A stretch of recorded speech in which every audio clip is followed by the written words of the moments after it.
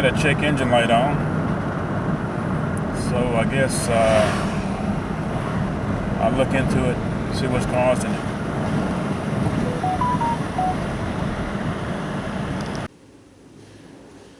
Okay, I've hooked up my OBD scanner, and I'm getting a PO122. That's the code. It's saying it's a throttle position sensor, which is switch A. The circuit is low. So, okay, this is also telling me that I have a faulty throttle position sensor, TPS, faulty wiring and throttle position sensor circuit. Okay. Alright, so what I did is I went out and I bought a throttle position sensor. Right here, this is the original part right here. And this is what it looks like. And I'm going to try to change it out and see if the code will go out.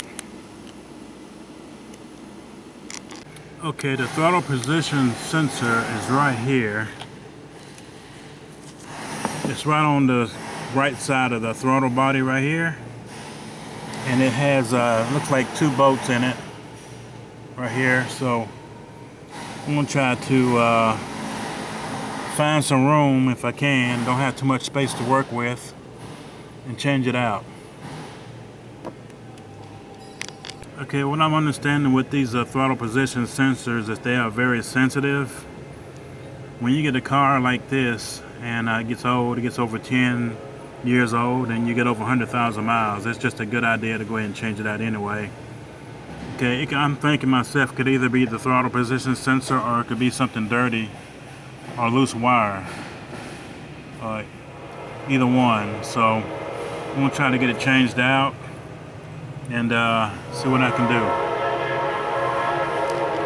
do. Okay, even though I'm driving my car, doesn't seem like there's anything really wrong with my engine. It's running pretty smooth and started up just fine. Still not a good idea to drive with a check engine light on.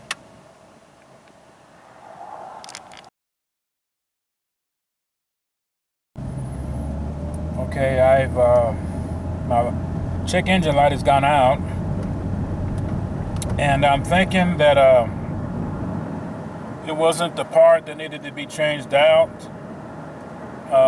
It was evidently, I moved some wires around and I had a bad connection, and I checked that and it came back out to start up the car, and the check engine light went out.